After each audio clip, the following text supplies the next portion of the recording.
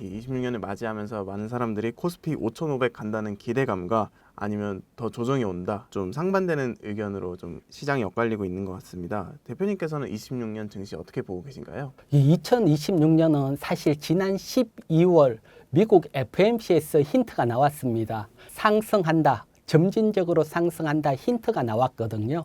어떤 힌트인지 한번 보도록 할게요. 미국 FMC에서 지난달부터 매월 400억 달러씩 단기 채권 매입 발표를 했습니다. 즉 시중에 있는 채권을 매입하면서 시중에 매월 400억 달러씩 유동성을 공급한다는 겁니다. 과거 연준이 이렇게 채권 매입을 하면서 유동성 공급했을 때 저희 코스피 지수 어떻게 움직였는지 한번 보도록 할게요.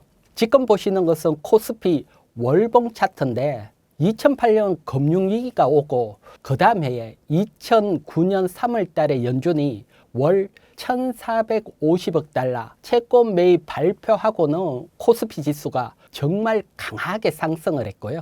그리고 2020년 코로나 위기 때도 연준이 2,200억 달러 채권 매입 발표하고는 정말 강하게 상승을 했거든요. 물론 2009년, 2020년 때는 규모가 컸습니다. 지금보다는 훨씬 컸지요. 하지만 이때는 정말 경제 위기랐고요. 하지만 지금은 경제 위기가 아니잖아요. 위기가 아니기 때문에 월 400억 달러씩 유동성 공급만 하더라도 시장은 충분히 점진적인 상승이 나올 수 있습니다. 그래서 올해는 계속해서 유동성 장세가 이어지는데 여기서 중요한 포인트가 딱 하나가 있습니다. 반드시 여러분들은 요 포인트를 살펴야 되고요. 그건 다른 게 아니고 연준이 400억 달러씩 이렇게 단기 채권 매입하다가 어느 날 단기 채권 매입 중단한다.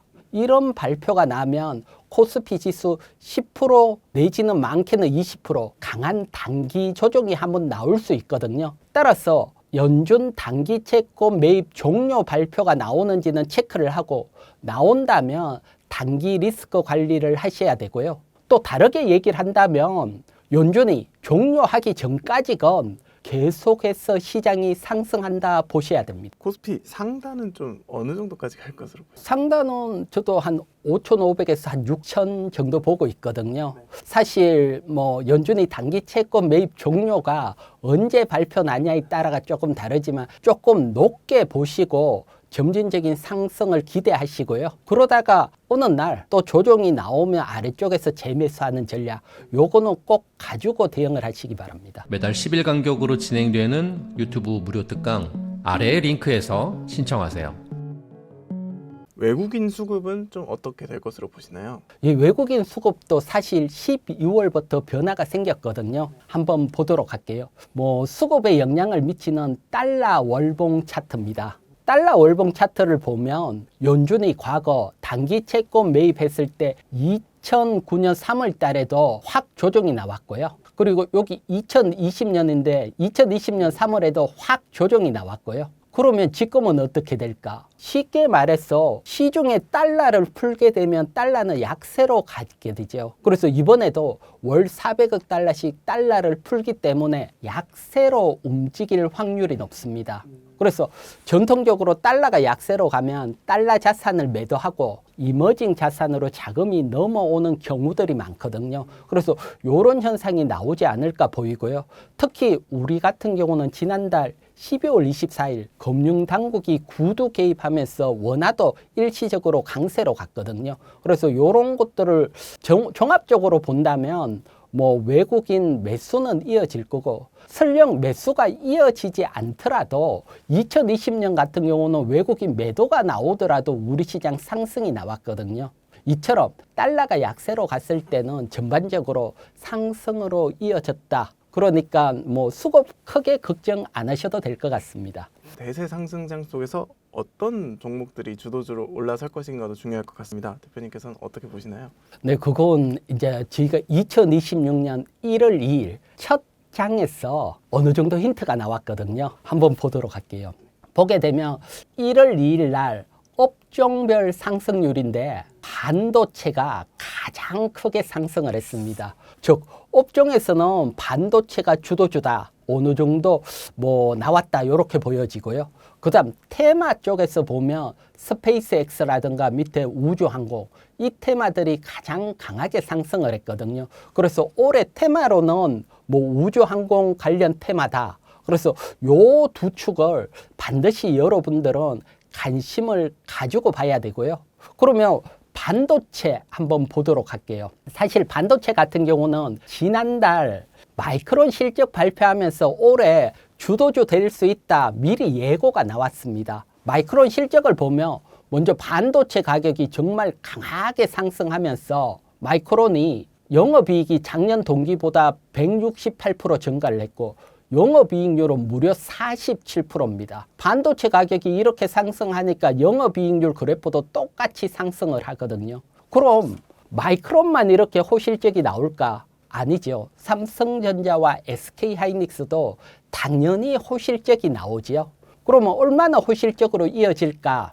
요건 현대차 정권에서 뭐 예상을 한 건데 보게 되면 삼성전자 같은 경우는 올해보다 내년이 영업이익이 100% 증가할 거다 이렇게 보여지고요. SK하이닉스도 한 35% 증가를 한다. 그러면서 다 저평가로 간다. 즉 반도체 업황 좋고 반도체 실적 좋아지면서 저평가로 간다. 반도체가 상승할 수밖에 없고요. 특히 1월 2일 날 애프터마켓까지 따지면 삼성전자가 7.84%, SK하이닉스가 4.15% 상승을 했거든요. 그래서 제가 봤을 때 이건 정말 시사하는 바가 큰 걸로 보입니다. 이게 1월 2일 올해 첫날만 이래 되는 게 아니고 제가 생각을 했을 때 올해 코스피 지수는 삼성전자와 SK하이닉스가 강하게 상승하면서 코스피 지수를 끌고 가는 한 해가 될 거다. 이렇게 보여지니까요. 대형주 관심 있으신 분들은 반드시 삼성전자 가장 강하게 갖는 종목, 그 다음 SK하이닉스 반도체에 대해서는 반드시 관심을 가져야 될 것으로 보이고요. 그 다음 반도체 장비주들도 한번 보면 1월 2일 날 전공정 장비주들이 가장 강하게 움직였고요. 요건 아무래도 삼성전자나 SK하이닉스가 더 고부가 가치 메모리인 뭐 일시나노 전공정 투자 전환을 위한 투자가 올해 일어나거든요. 그러면서 전공정 장비주도 강하게 갖고 관심 있게 봐야 되고요. 또 반도체는 뭐 슈퍼 사이클이니까요. 뭐 후공정이든 소재주든 뭐 반도체는 전체적으로 상승을 했기 때문에 반도체 장비주들에 대해서도 관심을 가지고요. 뭐 실적으로 본다면 뭐 KC텍 요런 종목 아직 실적이 괜찮고 또 ENF 테크놀리지도 실적이 괜찮거든요. 그래서 요런 것들도 참고해 보시고요. 테마 쪽으로도 우주항공 테마도 짧게 한번 볼게요. 1월 2일 날 보면 정말 강하게 갔거든요. 그래서 이렇게 첫날 강하게 갔던 테마가 계속 상방 좀 이어지는 경우들이 있고요. 그래서 뭐 가장 강하게 갖는 우주항공 테마 10종목이니까요. 요런 종목 참고하시고 스피어라든가 섹터리아이나 5프로가 가장 강하게 갔고 요걸 조금 뭐 모멘텀으로 본다면 사실 뭐 대통령이 누리호 매년 발사해라. 그러면서 국가에서 재정 부담하더라도 뭐 우주항공 산업 생태계 지켜라. 요 모멘텀이 하나가 있고 그다음 스페이스X가 상장 주관사 선정 착수를 했죠. 스페이스X 상장 모멘텀. 요게 겹치면서 올해 상승이 나올 걸로 보이고요. 대신 이건 테마입니다. 테마들은 사실 실적이 안 좋기 때문에 무한히 상승하지는 않고요. 보통 2월 중선 길게는 3월 초까지 실적 발표하기 전까지 상승을 했다가 그리고 조정이 나오고 다시 상승하는 케이스가 많거든요. 그래서 좀 보수적이신 분들은 한번 조정이 나오면 4월 달이나 5월 달 20일 이동 평균선 이하에서 한번 관심을 가지고요. 그러다 보면 올해 같은 경우는 2026년 6월 달에 누리호 발사 계획이 있거든요. 그러니까 그 전에 또 관심을 가졌다가 또 발사 계획으로 상승할 확률도 있으니까 이런 점도 참고해 보시고요. 그 다음 실적도 알아야 되니까 제가 앞에 10종목 실적 정리를 했거든요. 이렇게 정리를 하니까 그나마 뭐 실적으로 용인될 수 있다 이런 종목은 세아베스틸 지주하고 5프로 한 2종목 정도 있으니까 이런 점도 뭐 한번 참고해 보시기 바랍니다. 그럼 대표님께서 보시기에 조금 여전히 저평가받고 있다 싶으신 로봇주가 또 있을까요? 뭐 일단 자동차 쪽에서 로봇 가치가 더해지는 종목, 이런 종목, 이런 종목들도 결국은 로봇주가 될 거거든요. 그래서 요건 대신증권 리포트인데 이제 자동차 산업이 로봇 가치가 더해지면서 사실 자동차는 성장주가 아닌데 성장주 메리트가 생겼고요. 저평가돼 있는데 성장주 메리트가 생겨 있고 또 중장기적으로 한미 관세 협상 타결이 되고 또 로봇 매출이 더해진다면 실적이 좋아질 거다. 요런 리포트가 나왔기 때문에 참고하시고 뭐 가장 대표적으로는 HL만도나 SL 현대위와 현대모비스 요런 쪽 참고해 보시기 바랍니다. 그 다음에 전체적으로 한번 정리를 해볼게요. 그래서 로봇 관련주 중에 뭐 자동차주는 앞에 말했지만 HL만도, SL 현대위와 현대모비스, 산업용 로봇은 뭐 SP 시스템전화, 휴림 로봇, 뭐 산업용 로봇 중에 그래도 그나마 펀더멘탈이 조금 낮고요. 그 다음 저평가되는 로봇주는 뭐 이제 모델 솔루션 요런 애들이 최근에 뭐 액추레이터 개발하면서 로봇주로 편입이 됐으니까 요런 것들까지 한번 참고해 보시기 바랍니다. 로봇주가 좀 주도주로 올라설 수 있다고 보시나요? 로봇주는 뭐 산업 자체가 계속 성장을 해가고 있고 중심에 있고요. 특히 뭐라 그럴까요? 보스턴 다이나믹 요게 계속 부각이 될 겁니다. 이게 부각이 되는 이유는 이게 부각이 되면서 시가총액이 커지면 현대차 그룹이 지배구조 개편으로도 이어질 수 있거든요.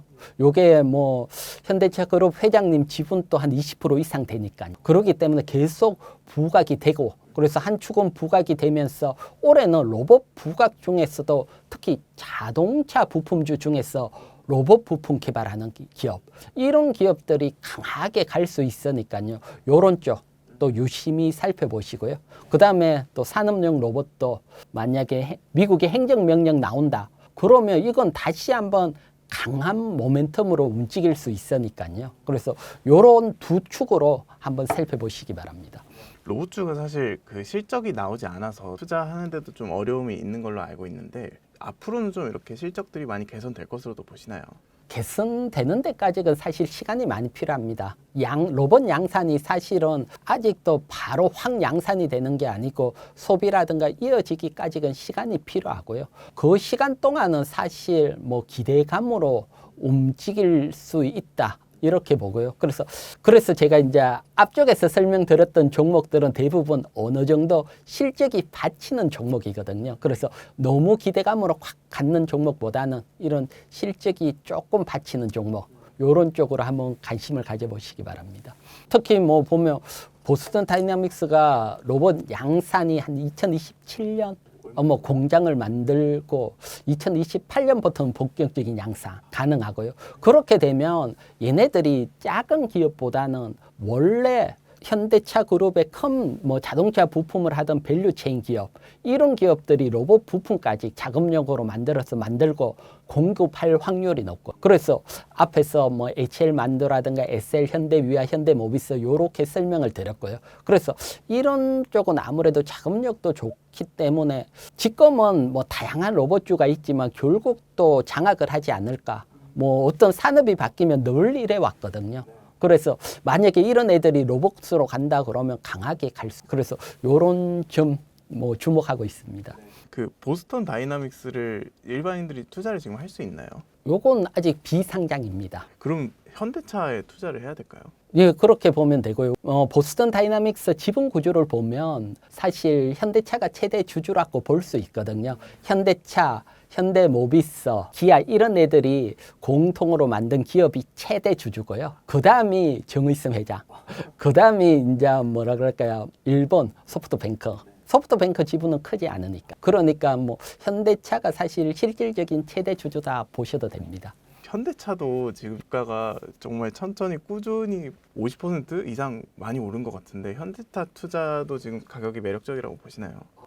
매력적입니다. 그렇게 보는 이유가 현대차 같은 경우는 PER이 지금도 한 6배 정도 수준이거든요. 그러면 우리 코스피 200 PER이 17배입니다. 그러면 정말 저평가돼 있고요. 사실 자동차주들이 글로벌적으로 저평가돼 있는 건 사실입니다. 우리가 아는 뭐 대표적인 뭐 혼다부터 시작해서 뭐 미국의 포드 다 큰 대형 뭐 글로벌 자동차 평균 PER이 한 7.5배거든요. 그래서 평균 PER까지 올라가더라도 한 30% 정도 상승 여력이 있고요. 그런데 좀 높은 것들은 한 10배 정도 높은 애들도 있는데 뭐 요런 것들 넘어가려면 사실 다른 게 붙어야 되거든요. 쉽게 말해서 뭐 테슬라 같은 경우는 PR로 계산이 안 되지요. 100배 확 넘어가 있으니까. 이건 보면 뭐 자율주행 택시라든가 우주항공 다양한 게 붙었거든요. 그래서 자동차에다가 플러스 다른 가치 붙으면 PR이 높게 가는데 현대차 같은 경우는 로봇이 있으니까요. 그래서 평균 PR보다도 넘어갈 확률이 높고요. 그렇기 때문에 뭐 한 10배, 12배 가더라도 100% 정도 상승 여력이 있으니까요. 그래서 그런 측면에서 또 실적으로 보면 2023년 정점을 찍고 실적이 하락을 했다가 내년부터 영업이익이 증가로 돌았었거든요. 뭐 관세 협상 타결. 그래서 요런 좀 또 큰 모멘텀이 되고요. 그래서 현대차도 로봇 가치가 부과되는 기업으로 보고 충분히 뭐 투자 메리트가 있다 설명을 드릴게요. 지난 12월 코스닥 거래대금이 2년 4개월 만에 최대치라고 하는데요. 정부에서도 코스닥을 살리려는 모습을 보이면서 좋은 흐름 이어가고 있습니다. 앞으로 코스닥 흐름 어떻게 될 것으로 보시나요? 근데 코스닥도 뭐 다 지금 뭐 유동성이 풀리는 장이니까 다 좋고요. 뭐 냉정하게 본다면 코스피보다 퍼포먼스는 조금 약할 것으로 보입니다. 코스피 쪽에 자금이 많이 몰리기 때문에 강하고 코스닥 같은 경우는 사실 1월, 2월이 매년 중에 가장 수익률이 좋은 달이랐습니다. 그래서 코스닥은 사실 지금부터 한 2달은 또 충분히 퍼포먼스 낼 수 있는 달로 보이고요. 대신 코스닥이 강하게 가려면 사실 2차 전지나 바이오가 비중이 큰 종목들이 확 움직여야 되는데 아직 이런 모습들은 잘 나오지 않기 때문에 제가 앞에 코스피보다는 퍼포먼스가 조금 약할 수 있다. 이렇게 설명드리고 대신 1월, 2월은 뭐 상승률이 매년 가장 좋은 달이라서니까요. 지금 코스닥 충분히 매매해도 되는 달입니다. 최근에 이제 LG엔솔의 대규모 공급 계약 해지 악재가 시장을 좀 흔들었는데요. 현재 2차 전지 흐름 어떻게 보고 계시는지도 한 말씀 부탁드리겠습니다. 냉철하게 2차 전지를 한번 보면 이제 과거부터 2023년부터 조정을 받았고 이제 바닥은 잡았다. 대신 바닥을 잡았지만 주도주로 상승하기에는 어렵다. 시간이 많이 필요하다. 그래서 횡보가 이어지는 장세로 돌입할 거다.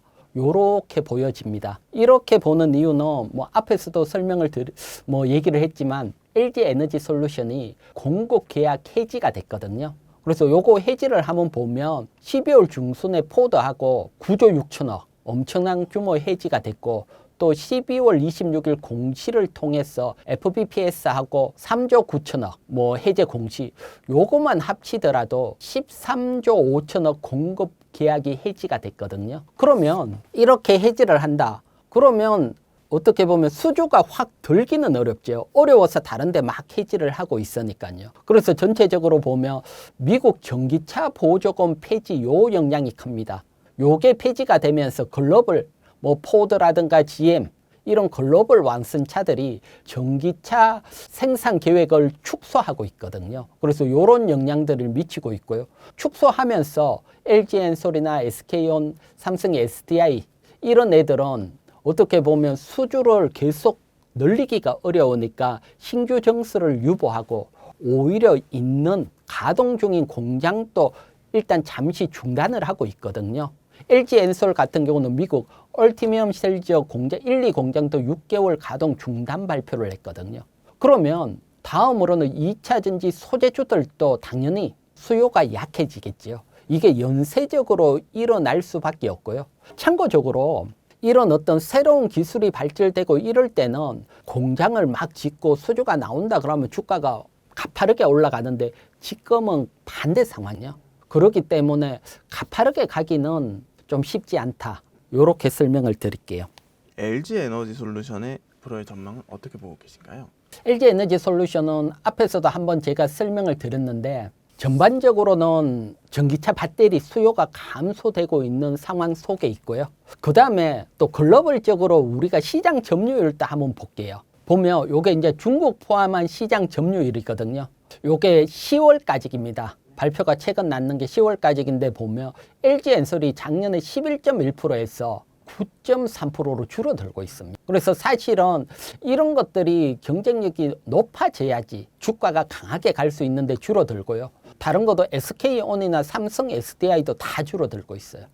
그렇기 때문에 사실은 이런 측면에서 봤을 때 LG 엔솔이 강하게 치고 가기는 쉽지 않거든요. 그래서 뭐 사실 글로벌 경쟁력에서 시장을 점유하면서 가야지 주가는 더 높은 밸류를 부과를 하는데 지금은 그것도 아니고 시장 점유율도 줄어들고 있고 또 공급 계약 해지도 나오고 있다. 그래서 이게 사실은 가장 2차 전지 바라볼 때 제가 뭐 횡보를 한다.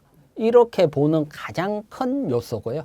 대신 ESS 그나마 ESS 쪽이 받치고 있기 때문에 뭐 확 하락이나 이렇게 되지는 않고요. 하지만 지금 우리나라 배터리 매출에서 80%는 역시 전기차 배터리입니다. 그렇기 때문에 ESS 쪽이 증가하더라도 아직은 주가를 끌고 가기는 어려운 매출이고요. 그래서 뭐 ESS 시장도 잠깐 한번 볼게요. 보면 ESS는 사실 에너지 저장 장치잖아요. 그러면 사실은 뭐 태양광이나 풍력 여기가 확대되면 ESS도 많이 필요하게 되거든요. 뭐 태양광 같은 경우는 햇빛 쬐일 때 생산을 했다가 또 비 오면 멈춰야 되니까 에너지를 저장해야 되고요. 풍력도 바람 불 때, 그 다음에 데이터 센터라든가 이런 쪽. 그래서 먼저 신재생 에너지가 계속 증가를 하거든요. 요게 ESS 시장도 계속 증가를 한다. 그래서 ESS 시장도 계속 증가를 하니까 언젠가는 매출이 크게 전기차를 넘어간다 그러면 주가가 움직일 수 있는데 증가하는 건 맞지만 아직 비중은 크지 않습니다. 비중도 한번 보도록 할게요. 보면 미국 내 ESS 수요인데 짙은 색이 수요고 엷은 색이 공급인데 아직은 수요가 더 많다는 겁니다. 아직은 좋은 환경이죠. 계속 지금 보면 수요가 훨씬 많으니까요. 올해도 계속 수요 우위 시장이고요. 대신 LG에너지솔루션도 ESS 매출 보면 계속해서 증가가 됩니다. 이렇게 증가가 되고요. 그래서 올해 3분기 기준 LG에너지솔루션 매출에서 ESS 비중이 한 15%입니다. 15%. 대신 올해 같은 경우는 계속 증가가 되면서 한 24%까지 확대될 걸로 보입니다. 대신 전기차가 지금 안 좋잖아요. 그렇게 보면 뭐 어떻게 보면 상쇄된다고 보면 주가는 치고 가기는 어렵죠. 그래서 어느 정도 하락을 막는 역할을 하지만 아직은 ESS가 시장을 주도하는 정도는 안 된다. 매출 비중이 아직은 큰 게 아니고 올해까지 보더라도 한 24% 정도밖에 안 되니까요. 그래서 이런 점으로 본다면 2차 전지가 앞에 말했지만 워낙 전기차 쪽이 좀 수요 둔화, 특히 우리나라 같은 경우는 특히 미국에 절대적으로 투자를 많이 했거든요. 그래서 미국이 전기차 판매가 확 늘어나면 시장 점유율도 증가를 할 건데 오히려 미국은 트럼프가 되면서 시장 점유율이 거의 늘어나지를 않거든요. 그래서 투자를 많이 했는데 늘어나지 않는다. 그러면 사실 좀 강하게 치고 가긴 어렵고 대신 뭐 횡보 정도로 예상을 한다. 이렇게 설명을 드릴게요. 지금 정도 수준이 뒤에 이제 소재 쪽에서 차트적으로도 한번 설명드리지만 작년 뭐 한 6월 달 정도에 나온 게 바닥 정도다. 폈다. 요렇게 보여집니다. 코스닥 시총 상위에 있는 에코프로와 에코프로 BM에 대한 전망에 대해서도 한 말씀 부탁드리겠습니다. 네, 그래서 뭐 에코프로 BM, 뭐 포스코 퓨치엠, 뭐 소재 중에 또 양극재 대장주고 요런 것들을 같이 한번 보게 되면 먼저 소재 쪽도 사실 보게 되면 공급계약 어떻게 보면 해제가 나왔거든요. 그래서 보면 맨 먼저 LNF가 뭐 테슬라 수주한 3조 8천억 수주가 970만 원밖에 안 됐다. 거의 뭐 공급계약 해약이 됐다 이렇게 봐야 되잖아요. 그래서 이런 어떤 양극재 해약이 나오고 있고 여기에다가 포스코 퓨처엠도 최근 공시를 냈죠. 그래서 GM 수주가 13조 7천억인데 2조 8천억으로 정말 확 바뀌었죠. 그래서 이처럼 뭐라 그럴까요?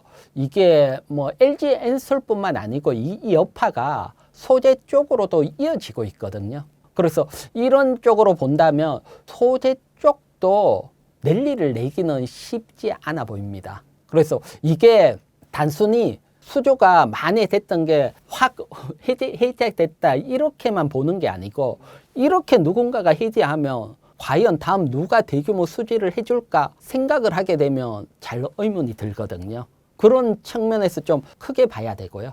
그래서 보면 또 에코프로 BM 같은 경우도 사실은 포항의 양극재 공장 증설을 원래 2024년 말에 하려 했는데 또 2026년 말로 계속 연기를 하고 있습니다. 이건 기업 자체가 아직은 업황이 좋아지지 않았다. 이걸 레포를 하고 있거든요. 그러면 ESS만으로도 움직인다 보기는 어렵거든요. 앞에 ESS도 제가 LG엔솔 설명드리지만 그게 매출을 크게 장악하기는 어렵고요. 그래서 사실은 2차 전지 같은 경우는 워낙 고평가이기 때문에 ESS도 살아나고 자동차 배터리 쪽도 살아나서 양축이 움직여야 주도주가 될 수 있거든요. 그래서 지금은 어떻게 보면 한 축이 부러져 있다. 그래서 이 축이 좀 제대로 돌아간다면 그때 정상적으로 움직일 수 있다. 그러면 그런 것들을 뭐로 아느냐? 지금 대규모 수주가 지금은 끊긴 상황이니까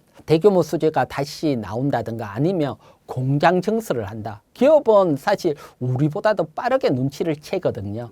그래서 지금 뭐 공장 증설을 뭐 에코프로 BM이 2026년 말로 했는데 이걸 땡기겠다. 이런 발표가 나온다 그러면 빠르게 움직일 수가 있지요. 그래서 공장을 빨리 더 짓는다 이런 게 나온다든가 또 뭐 대규모 수주 쪽이 계속 이어진다든가. 그런데 당장은 이게 잘 안 보입니다. 우리가 워낙 미국 쪽에 많은 투자를 했는데 여러분들이 아시지만 트럼프가 사실 뭐 친환경이나 이런 쪽이 바이든하고 워낙 반대고 기존 뭐 LNG라든가 석유 기존 쪽으로 가고 있기 때문에 한동안 고생은 조금 이어질 수밖에 없다.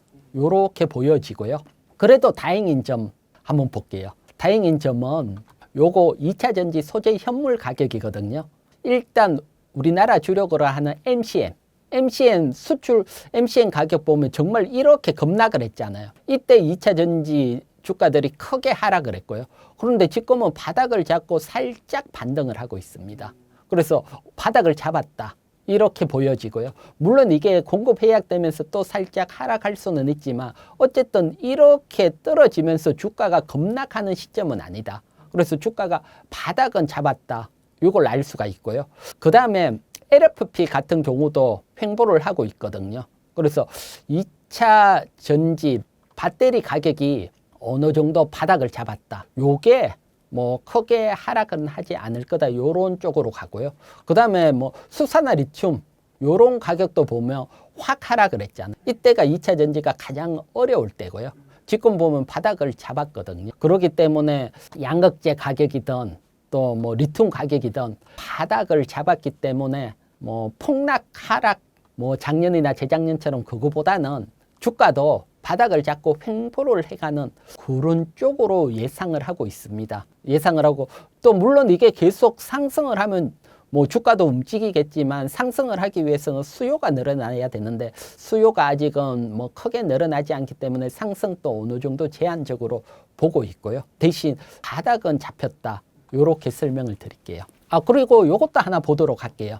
요거는 2차 전지 밸류입니다. 밸류에이션이고 요건 뭐 IM증권 리포트 참고를 했는 건데 보면 요게 우리나라 밸류고 요건 글로벌 밸류라고 보면 됩니다. 글로벌 시장. 그래서 서로 한번 비교를 해보는 게 중요할 거다.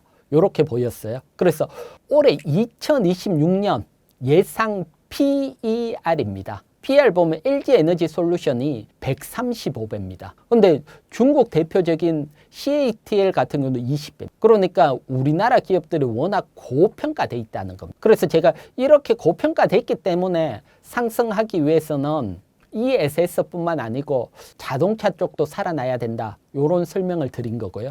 그 다음 대표적인 양극재. 에코프로 BM 같은 경우는 352배. 정말 뭐 높은 밸류고요. 포스코 핌츠도 250배. 그런데 중국 양극재 기업 보면 PER이 34배입니다. 그러니까 사실은 워낙 우리나라는 고평가가 돼 있고 중국은 좀 저평가돼 있는 요런 측면이 있거든요. 그러면 이게 어떤 문제가 생기느냐? 이렇게 되면 글로벌 자금들이 주로 뭐라 그럴까요? 롱숏 전략 측면에서 보면 밸류가 낮은 CLTL이나 중국 기업은 매수를 하고 밸류가 높은 우리 기업들은 매도를 하는 뭐 헤지펀드들은 이런 전략들 과거에도 2차 산업에는 이런 전략들이 계속 이어왔었거든요. 그래서 아직도 이런 것들이 나올 수 있는 환경이다. 그래서 큰 자금이 들어오면서 우리 시장 2차 전지를 땡기기에는 부담스러운 밸류다. 요런 설명 드릴게요. 23년도에 2차전지를 투자하셨던 분들은 사실 뭐 단기적으로 바로 수익을 본다기보다는 구조적 성장 산업이니까 나중에는 결국 다 수익 전환이 될 거다 하는 기대감에 많이 투자를 하셨을 텐데 지금 이제 이 시점에 왔을 때도 그 모멘텀이 여전히 유효하다고 보시는 건가요? 네, 유효합니다. 과거 태양광 사례 때 보면 사실 조금 물론 2차 전지하고는 다르지만 태양광 때도 폴리시클리콘 가격이 급등을 하면서 우리 OCI 홀딩스가 확 상승을 했다가 중국이 치고 들어오면서 폴리실리콘 가격이 급락을 하면서 주가도 확 하락을 했거든요. 그러다가 횡보를 하다가 태양광이 좀 전체적으로 글로벌적으로 막 퍼지면서 OCI 가격이 뒤에 다시 한번 크게 상승을 했거든요. 물론 지금은 또 중국이 장악하면서 다시 하락을 했는데 지금은 미국이 중국을 견제하기 때문에 태양광처럼 뭐 전체 중국이 장악할 수는 없으니까요. 그렇기 때문에 미국 시장만 어떻게 보면 트럼프만 좀 바꾸고 살아난다면 충분히 움직일 수가 있거든요. 대신 그 시점이 트럼프가 되면서 트럼프 되기 전에 예상했는 것보다는 더 뒤로 밀렸다. 그렇게 보고요. 결국은 뭐 미국 시장이 살아나면서 2차 전지 쪽은 움직일 수 있다. 이렇게 보는 시각은 있지만 당장 지금 뭐 코스피 지수 상승하면서 다른 쪽이 움직이는데 당장 굳이 강하게 매매할 필요는 없다. 요 점도 같이 설명을 드릴게요. 이렇게 한번 설명을 드릴게요. 전략적으로. 지금 보시는 것은 에코프로 BM 일봉 차트거든요. 보면 앞에서부터 계속 하락을 해왔습니다. 2023년부터. 그러다가 바닥을 잡고 작년에 상승을 하다가 하락을 했죠. 그래서 앞쪽 개념으로 본다면 이 저점을 이탈하면서 이렇게 하락을 하며 계속 하락 추세가 이어졌다 이렇게 보는데 다시 저점을 잡고 고점을 넘어섰죠. 그렇기 때문에 추세적으로는 상승 추세로 전환이 됐다. 이걸 알 수가 있고요. 그러면 이렇게 추세 전환이 되면 기본적으로 우리가 산업이 앞에 말했지만 전기차 산업이 확 좋아지는 건 아니잖아요. 어떻게 보면 좀 더 어려워지는 상황이다. 공급 계약 해제가 나오면서. 그러면 추경 매수하기보다 추세선 하단에서 관심을 가지는 게 어떻게 보면 가장 기본적인 전략이고요. 그러다가 요 저점이 만약에 이탈하게 되면 이건 다시 추세선이 깨지는 겁니다. 이 저점은. 요 바닥을 찝었던 저점. 이렇게 되면 이탈을 했다가 다시 반등이 나올 때 추세선이 부딪히면 여기서는 또 뭐랄까 비중 축소. 다시 이 라인 밑으로 밀렸을 때 매수하는 전략. 그래서 어떻게 보면 아직은 매매를 하는 전략은 유효하고요. 그래서 첫 번째는 추세선 하단에 매수를 하고 반등이 나오면 또 수익 실현 또 하단이 밀리면 매수. 계속해서 좀 뭐라 그럴까요? 매매 쪽에서 바라보고요.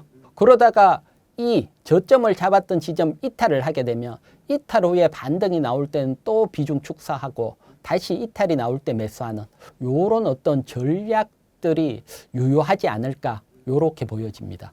트럼프 지지율이 뭐 높진 않아서 중간 선거 이후엔 또 다를 수 있다. 뭐 이런 의견도 있는데 거기에 대해서 어떻게 보고 계신가요? 뭐 가능성은 있는데 아무래도 행정을 또 움직이는 게 트럼프다 보니까 트럼프가 잘 양보하는 측면은 아니거든요. 그리고 트럼프는 사실 어떻게 보면 다음은 없습니다. 다음이. 왜 그러면 두 번째이기 때문에. 그렇기 때문에 고집을 꺾을 개연성은 사실 조금 약해 보이고요. 대신 의회가 견제는 할 수 있겠죠. 의회는 견제는 할 수 있다 보여지고 그거보다는 중간 선거를 앞두고 트럼프가 아무래도 지지율을 올려야 되기 때문에 돈을 더 풀어서 주가 부양을 하겠다. 이런 쪽은 더 이어질 수 있으니까 올해 유동성 장세는 이어갈 수 있는데 그게 2차 전지가 크게 수혜를 받을까? 요건 조금 의문점이 있습니다. 바이오주에 대해서도 좀 여쭤보고 싶습니다. 뭐 최근에 독감 사망자가 급증하면서 바이오주도 같이 덩달아 오르고 있는데요. 바이오주 전망은 어떻게 보고 계신가요? 네, 그래서 바이오 크게 한번 볼게요. 요게 지금 우리나라 바이오 산업인데 이 바이오 주가들 이렇게 보면 사실 2000년 초반대 2000년도에서는 일반적으로 우리가 무슨 제약 이름 붙은 제너릭 제약이죠. 제네릭 기업들이 크게 상승하는 시점이었습니다. 제네릭 제약 시점이라고 보시면 되시고요. 그러다가 2015년 들어오면서 이때부터는 바이오시밀러 우리가 대표적으로 아는 셀트론이죠. 그래서 바이오시밀러가 주도하는 시장이었다. 즉 셀트론이 강하게 갔던 시점이고요. 이때 이제 서서히 뭐 바이오 신약 개발하는 거 바이오텍 기업들이 막 설립이 되기 시작을 합니다. 뭐 리가켄 바이오나 알테오젠이나 ABL 바이오 이런 애들이 막 설립이 되고 이제 개발을 하고 그리고 2023년부터 이때부터는 바이오텍 기업 앞에 바이오텍 기업들 바이오텍 기업이라 그러면 바이오 항암제라든가 신약 개발하는 기업이라고 보시면 됩니다. 이런 기업들이 이제 성과를 나타내는 시점이거든요. 따라서 지금부터는 바이오 기업들 중에 바이오텍 이런 기업에 집중을 해야 된다. 이런 기업들이 계속해서 시장을 끌고 가는 시점이다. 그래서 바이오에 관심 있으신 분들, 바이오 제약에 관심 있으신 분들은 역시 신약 개발 요런 쪽에 집중을 해야 되고요. 신약 개발 앞에서 연구를 많이 했고 이제 본격적으로 개화가 되는 시점이고요. 특히 올해 같은 경우는 정말 본격적인 개화가 일어났거든요. 기업이 돈을 벌기 시작하는 해가 되고요. 그래서 기술 수출 올해 얼마나 했는지 한번 보도록 할게요.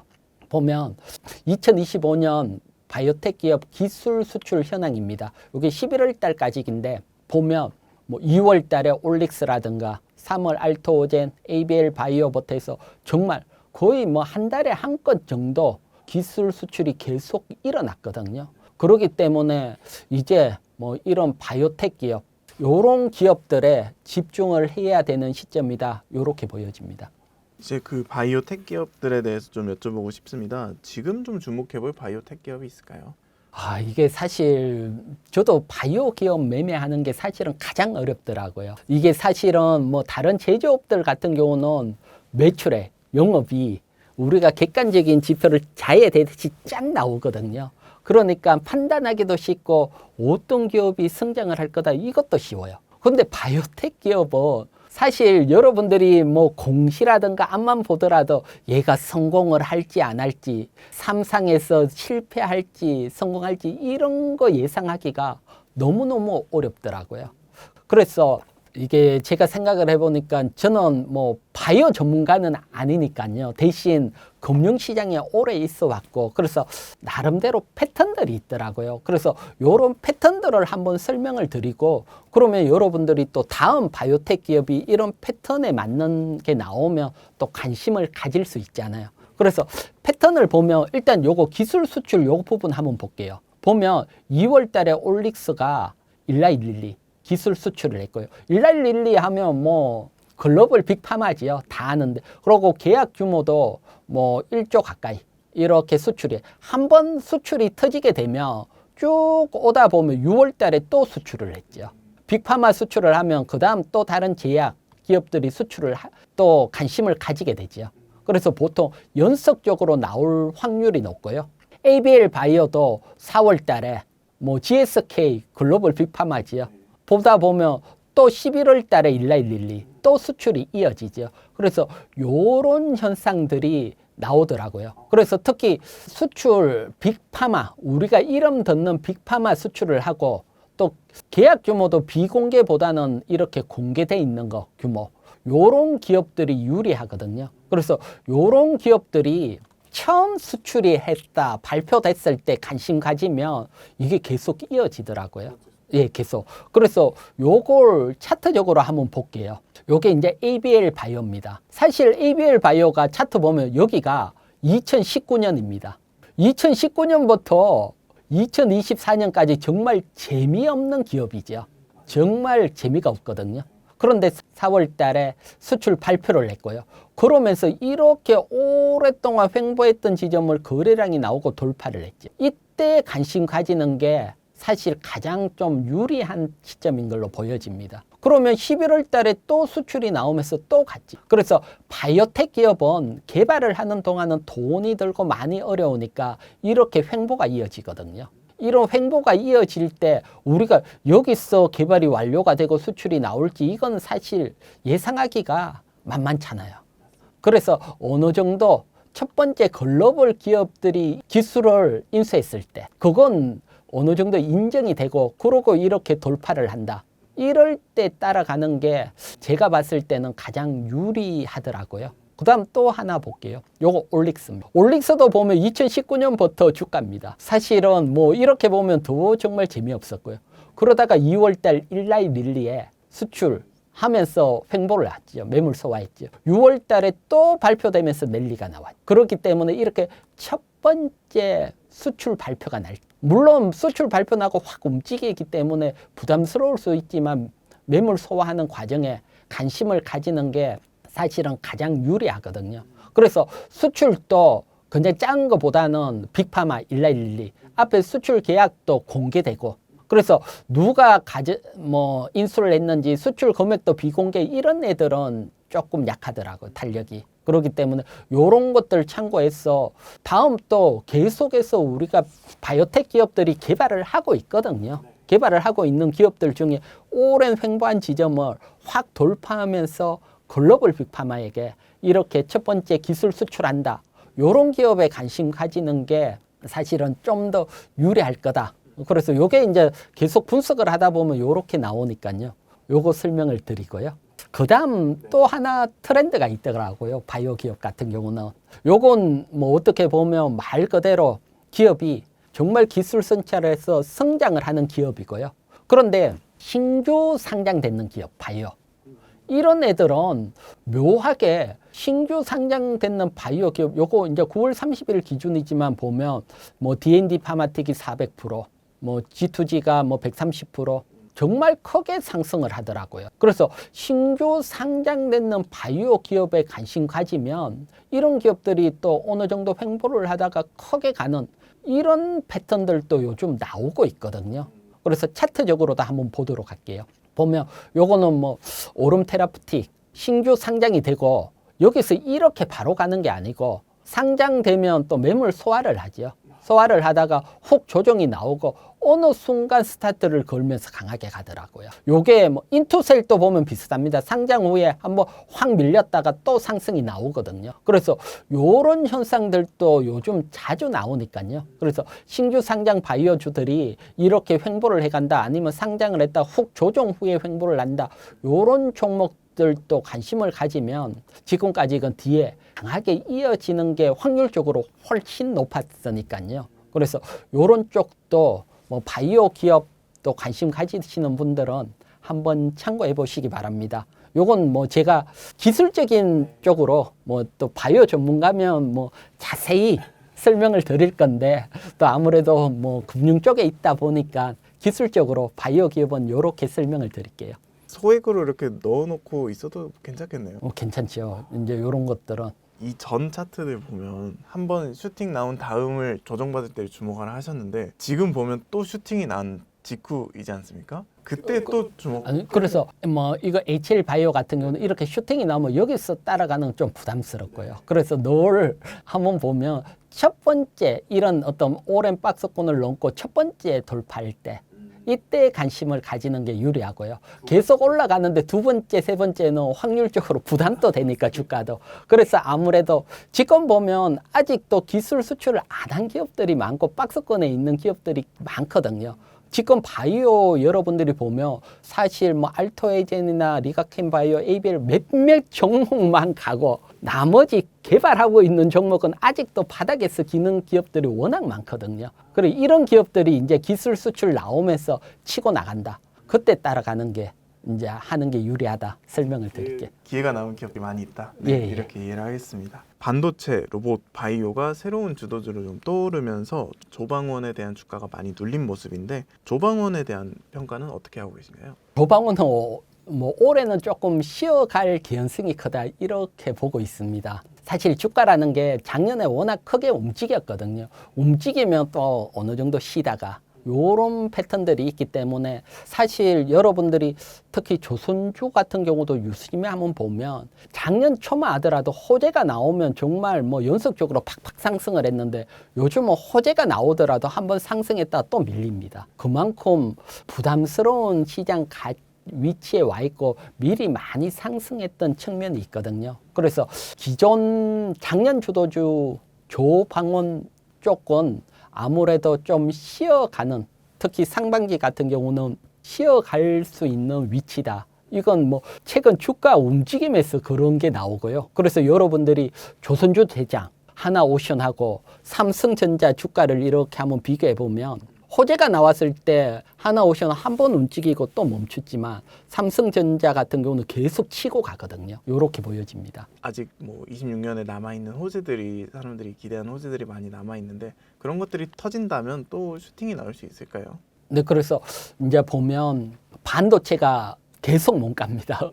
주가라는 게 계속 못 가니까 가다가 쉴 때가 나오면 그때 이제 기존 주도주들이 움직이니까요. 그래서 반도체가 강하게 움직인다 그러면 아무래도 돈은 한정이 돼 있으니까 다 못 가요. 그래서 반도체가 어느 정도 쫙 올라갔는데 그래도 계속 횡보한다. 그러면 한번 또 관심을 가지고 한번 뛰면 또 정리를 하는 요런 것들은 가능하고요. 그래서 어쨌든 지금 돈들이 삼성전자나 SK하이닉스 쪽으로 확 몰려 들어가고 있는 쪽이니까 기존 조방원들은 조금 쉴 수 있는데 너무 과하게 또 반도체가 움직이면 돈은 또 다음 쪽으로 가니까 그때 또 움직일 수 있고요. 그래서 요거 밸런스를 잘 맞추고, 사실 뭐 제가 판단했을 때는 밸런스도 중요하지만 또 먼저 가는 쪽에 항상 뭐 중심에 있어야지 또 수익이 극대화 되더라고요. 가격이 지금도 고점 대비 많게는 30%, 평균적으로 한 20-30%는 다 조정을 받은 상황인데 가격적으로 지금 다 조정을 받은 것인지 아니면 더 떨어질 수도 있는 것인지도 궁금합니다.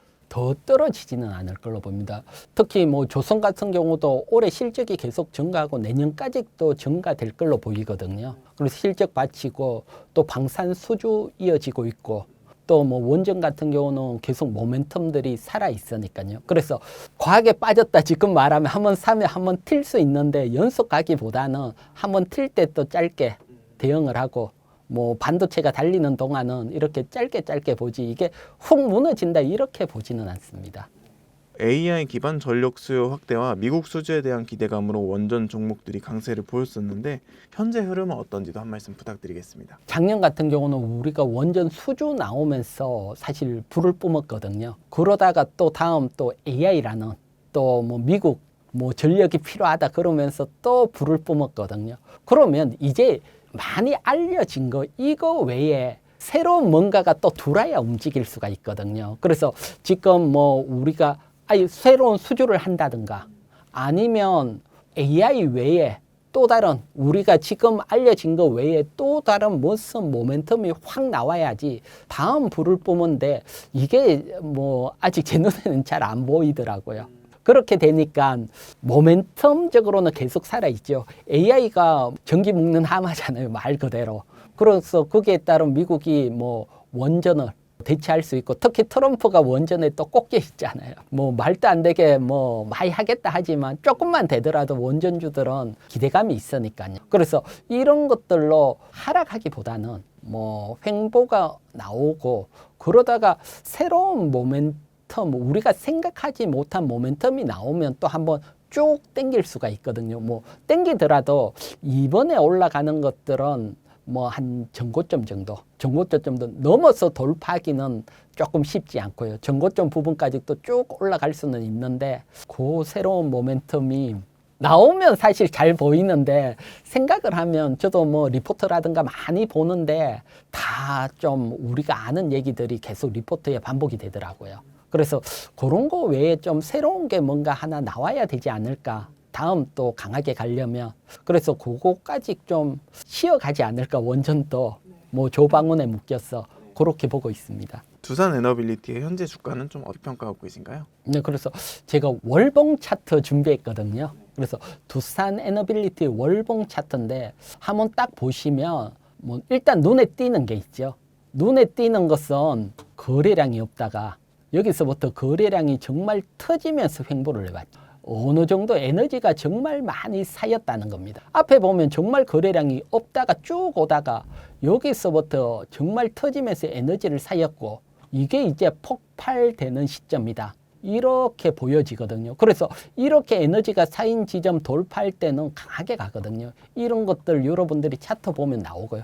그래서 이런 차트들은 쉽게 잘 안 꺾여요. 앞에 워낙 에너지들이 쌓여 있으니까요. 그래서 지금도 추세는 그대로 살아 있습니다. 대신 보면 작년에 2만 원이 10만 원이잖아요. 5배가 상승을 했잖아요. 많이 상승을 했다는 겁니다. 여기서 5배에서 2배 더 가더라도 그러면 10배가 되니까요. 그래서 이게 계속 가기는 쉽지 않고 또 쉬어가는 거지. 쉬어갈 때 보면 앞쪽에 상승할 때보다는 이쪽 상승이 조금 약했습니다.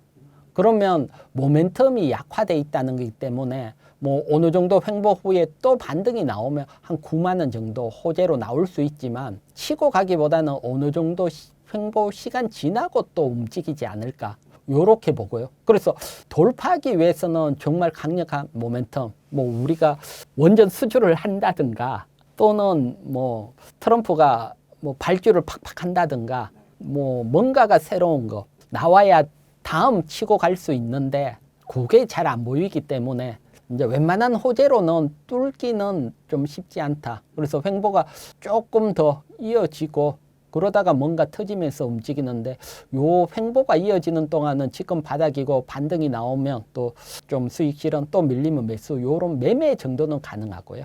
그래서 제가 보는 시각은 뭐 요렇게 보고 있습니다. 보고 있고요. 그렇기 때문에 뭐 모멘텀은 그대로 살아있다 여전히. 대신 너무 조급하게 수익 보기는 쉽지 않은 구간이다. 이렇게 설명을 드릴게요.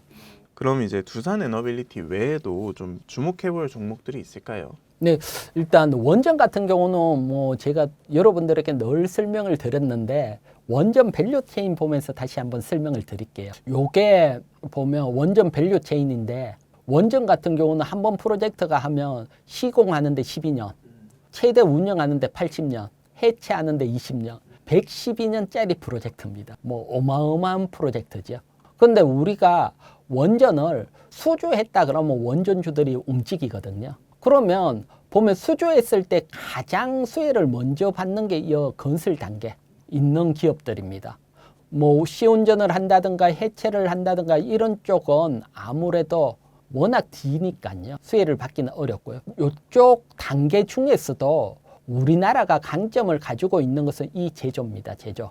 말 그대로 뭐 주기기나 보조기기나 원전 지을 때 바로 들어가는 거. 뭐 원전 부품주다 이렇게 이해를 하면 편하고요. 요건 왜 그러냐고 하면 미국 쪽에서 지금 뭐 트럼프가 원전 르네상스 얘기를 하고 있지만 이런 쪽 원전 밸류 체인을 가지고 있는 나라가 사실 크게 보면 프랑스, 중국, 러시아, 우리 정도입니다. 그러면 중국, 러시아는 사실 어렵잖아요. 그러면 남아있는 게 프랑스인데 프랑스하고 미국하고 안 좋아요. 원전 거의 뭐 경쟁국이거든요. 유럽에서 수주하면 뭐 치열하게 싸우는 국가니까 거기서 지원받기도 어렵다. 그럼 밸류 체인이 남아있는 게 우리나라밖에 없잖아요. 그렇기 때문에 미국 쪽에 수주를 하더라도 우리가 수혜를 받고 우리가 수혜를 하더라도 직접 수혜를 받는 쪽 요런 쪽이 이 주기기 쪽이거든요. 주기기, 보조기기 등 합쳐서 원전 지을 때 들어가는 뭐 부품주 요렇게 이해를 하면 되고요. 그래서 보면 가장 레퍼런스가 좋은 게 두산에너빌리티고 그 다음 BHI고 그 다음 우진. 그래서 요런 기업들에 관심을 가지는 게 가장 유리하지 않을까 보고요.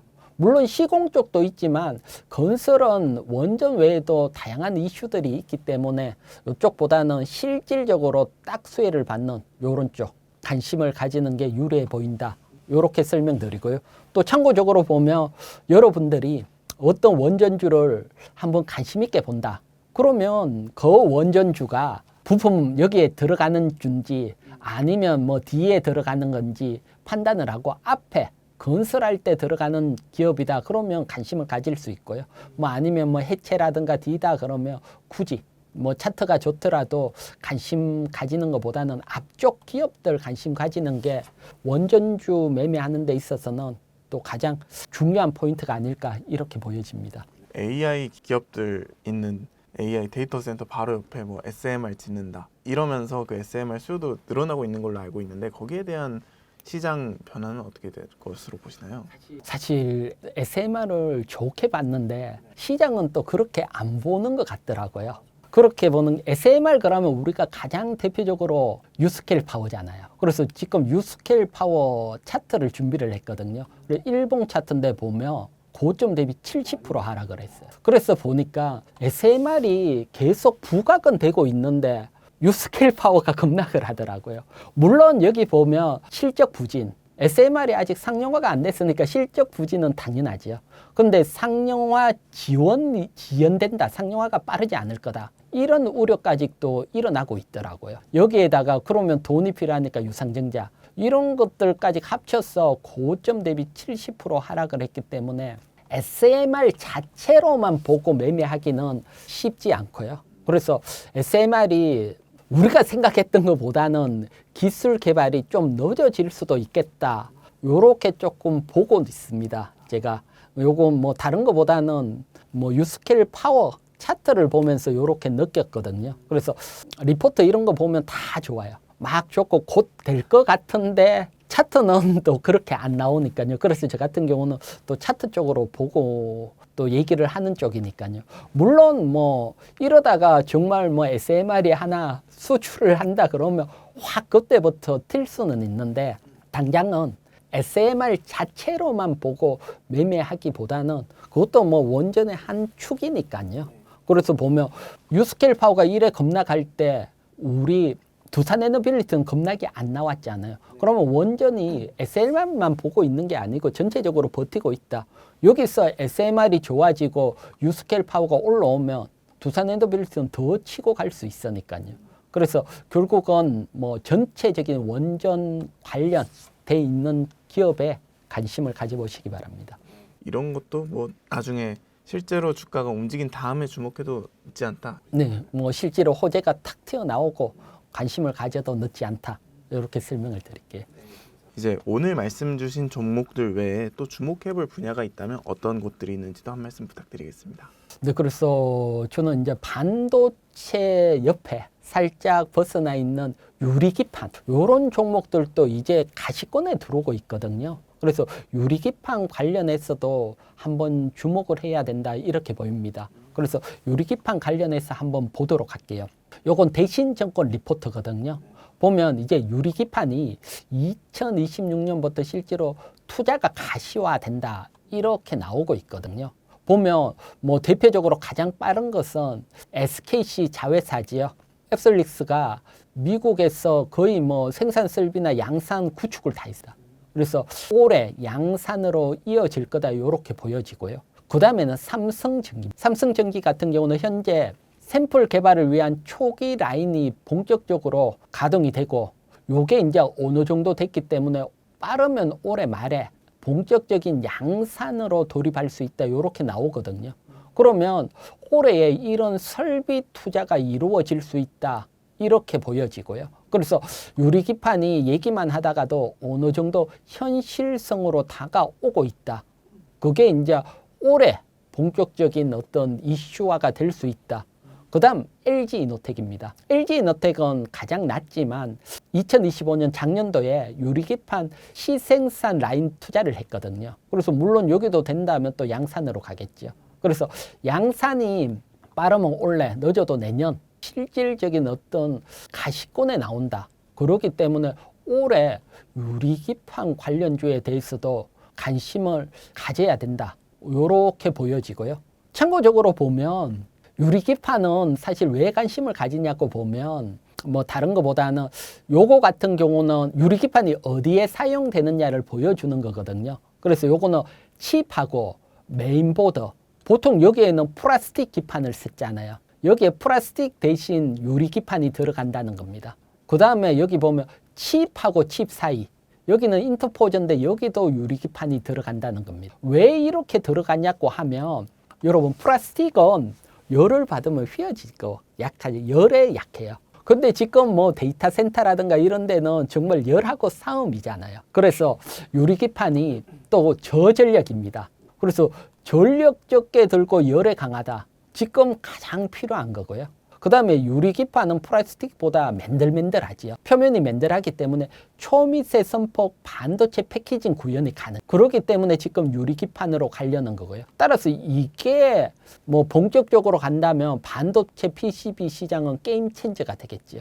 정말 폭발적으로 성장을 할 수 있으니까 유리기판 관심을 가져야 되고, 거기에 따라서 뭐 특히 올해 뭐 기대감도 있고 실질적인 투자도 기대할 수 있으니까요. 관심 가져야 되고, 특히 뭐 그러면 어떤 종목 관심을 가져야 될까, 이게 사실 가장 또 궁금해 하시는 거고요. 그래서 제가 유리기판 관련해서 3분기 뭐 대표적인 종목들 실적 준비를 했거든요. 먼저 유리기판 제조하는 기업은 삼성전기, LG에너텍, SKC는 자회사지만 SKC. 그래서 요 세 종목 중에 사실은 SKC는 적자입니다. 사실 가장 앞서고 있지만 적자기 때문에 시가총액이 크고 적자인데 유리기판으로만 랠리 펼치기는 만만치 않거든요. 그래서 요거보다는 결국 삼성전기나 LG에너텍 이런 애들은 뭐 유리기판 외에도 다양한 이슈, 본 사업에도 잘 되고 있거든요. MLCC라든가 삼성전기 같은 경우는. 그 다음에 LG에너텍 같은 경우는 카메라 모듈, 뭐 작년에 베트남 공장 2배 증설을 했거든요. 그리고 이제 생산이 나오니까 실적이 좋아지겠죠. 그래서 삼성전기, LG에너텍은 유리기판 또 이슈가 있지만 또 본 사업이 잘 되고 있다. 그래서 PER도 뭐 높지 않고 LG에너텍 3분기 기준으로 보면 뭐 PER이 가장 낮고, 삼성전기나 LG에너텍에 관심 가질 수 있고, 그다음 뭐 일반적인 우리가 코스닥 중소형주 쪽에 보면 유리기판 부품주, 소재주 요렇게 보면 되고요. 요런 기업들도 보면 뭐 일단 적자지요. 앞에 보면 태성, 필옵틱스, YC캠 대표적이지만 요런 기업들은 적자고요. 흑자를 내는 게 뭐 캠토로스나 CNG 하이테크 정도 흑자가 내니까 그래도 흑자인 기업에 관심을 가지는 게 낫지 않을까. 또 PER로 보면 3분기 실적이 뭐 CNG 하이테크는 정말 잘 나왔거든요. 그래서 요런 점, 그래서 요런 것까지 참고하시고요. 그래서 관련주 또 직접 제조하는 기업 또 실적 여러분들이 한눈에 참고하실 수 있게 뭐 준비를 했으니까요. 요런 것들 또 참고해 보시기 바랍니다. 그리고 또 주목해 볼 테마가 있다면 어떤 테마 있을까요? 자율주행 테마. 자율주행은 앞에 뭐 자동차주들이 로봇 가치도 부과되지만 또 자율주행이라는 테마가 또 본격적으로 또 들썩들썩 할 수 있을 걸로 보여집니다. 그렇게 보는 첫 번째 이유 한번 보도록 할게요. 보면 이게 지난달 나온데 테슬라가 완전 자율주행 한국에서 주행을 성공했습니다. 그러니까 현대차가 급해졌죠. 현대차가 자율주행에 빠르게 투자할 수밖에 없고요. 여러분들 유튜브 보면 정말 테슬라 자율주행 하고 있습니다. 우리나라에서. 그만큼 빨라졌다는 겁니다. 사실 테슬라 자율주행 차가 우리나라 규제에 보면 못 들어요. 하지만 관세 협상에 따라 몇만 대까지가 미국 규제 통과되면 들어올 수 있거든요. 그래서 지금 들어오고 있거든요. 완전 자율주행이. 그래서 보면 현대차가 급해졌고요. 참고적으로 잠깐 보면 현대차 같은 경우는 그동안 안정성 때문에 라이다, 요거는 센서 기반의 자율주행. 그래서 뭐 어떤 경우는 이렇게 움직이고 일일이 다 이렇게 하는 방식이랐는데 테슬라는 그게 아니고 자동차에 8대 카메라를 달고 카메라에 보이는 화면을 빠르게 분석을 하고 또 앞에 모인 자료들을 가지고 교육대가 딥러닝 하면서 가는 전략이거든요. 그런데 최근 AI가 발달하면서 테슬라 방식이 지금 현실에 적용이 돼버렸습니다. 이것도 AI 영향이죠. 그러니까 현대차가 테슬라 방식으로 따라갈 개연성도 크고요. 원래 또 자기들 방식, 그래서 이 투트랙 전략으로도 이어질 수도 있다, 이렇게 보여집니다. 이렇게 된다면 제일 먼저 카메라 모듈 관련주들이 수혜를 받을 걸로 봅니다. 자율주행 테슬라 방식으로 한다면 차마다 8대씩 카메라 모듈이 많이 필요하게 되니까요. 여기에다가 삼성전자가 하만 자회사를 통해서 미국 ADA에서 첨단 운전자 보조 시스템 이 기업 인수를 했죠.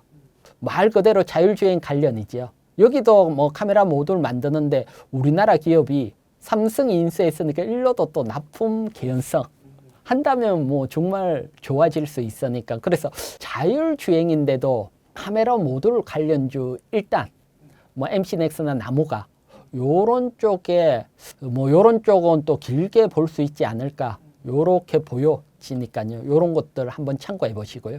그 다음 또 보면 정의성 회장, 현대차 회장이 정말 12월 초에 테슬라가 완전 자율주행하고부터는 정말 자율주행 개발하는 업체 방문도 하고 보면 아이오닉 6 자율주행 탑승도 하고 적극 지원하겠다 이런 얘기도 나왔거든요. 그래서 자율주행뿐만 아니고 이제 자동차도 소프트웨어 중심으로 가죠.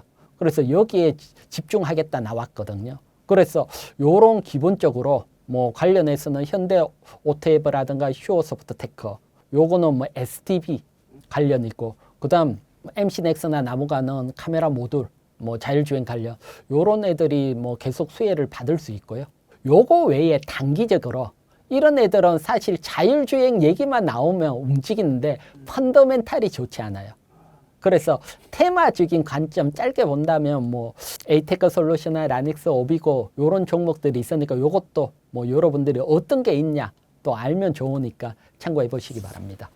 오늘 이제 끝으로 대표님께서 만약 1억이 있다면 어떻게 포트폴리오를 구성하실지도 한 말씀 해주시면 좋을 것 같습니다. 네, 있다면 뭐 저 같은 경우는 뭐 가장 먼저 삼성전자 한 40% 뭐 비중이 가장 높고요. 뭐 앞에 설명을 드렸지만 삼성전자 오늘 1월 2일 날 뭐 시장을 끌고 가는 모습이 보였기 때문에 올해 가장 삼성전자가 좀 독주하지 않을까. 그러고 뭐 영업이익도 확 좋아질 거다. 물론 지금 뭐 어제 뭐 1월 2일부터 해가 확 움직이고 그러면 이번 주 수요일이나 목요일쯤에 실적 발표하고는 또 단기 조정 나올 수도 있거든요. 그런 점 이용하셔서 잘 포인트 한번 잡아보시고요. 그래서 삼성전자 또 그게 아니시면 최소한 SK하이닉스든 반도체의 40% 비중 투자를 하고요. 그 다음 한 30%는 로봇 가치가 부과된 자동차주. 대표적으로 현대모비스 요런 종목도 있고요. 그 다음에 SL, HL만도 있으니까 큰 시가총액 1조 원 이상 로봇 가치가 부과된 자동차 부품주 한 30%. 그래서 대형주는 이렇게 한 70%. 이것저것 하기보다는 딱 구성을 하고요. 그 다음에 한 30%는 이제 테마 쪽을 해야 되는데 테마는 사실 쉽지 않거든요. 그래서 작기 때문에 종목 얘기하기는 그렇지만 산업용 로봇이라든가 또 우주항공 조종이 나온다면 한 4, 5월 또 이런 거 매수해서 모멘텀 플레이 가능하고요. 요거 외에도 여러분 중소형주들이 한 5배나 10배 움직일 때는 공시를 보더라도 우리가 그걸 알 수 있거든요. 쉽게 말해서 최대 주주가 장내 매수를 막 한다. 이런 기업들은 뒤에 확 크게 갈 수 있거든요. 최대 주주가 자기 회사가 좋으니까 매수를 하는 거고요. 그 다음에 또 주가가 확 하락하고 있는데 거기에서 자녀에게 또 정리를 한다. 돌아가셔서 정리하는 게 아니고 내 주식 한 20%, 한 50억, 60억 정리할 때 세금이 많이 들거든요. 그래서 최대 주주가 주가가 가장 낮을 때 정리하는 케이스가 많으니까요. 정리가 일어나고 난 뒤에 주가가 또 상승하고 요런 케이스도 있으니까요. 요런 것들은 공시에 다 나오거든요. 사실 공시 어느 부분이다 알기가 쉽지 않아요. 중요한 것들은 많은 공시 속에 숨겨져 있으니까요. 그래서 요런 공시에 대해서 또 궁금하면 저 이희경 경제TV 유튜브에 오면 공시에 대한 것들 딱딱 정리가 돼 있으니까 또 올해는 요런 부분도 한번 고민해 보시고요. 그래서 전체적으로 보면 대형주, 반도체, 자동차 딱 70%, 중소형주는 다양한 테마 합체가 한 30% 짧게 한번 보시기 바랍니다.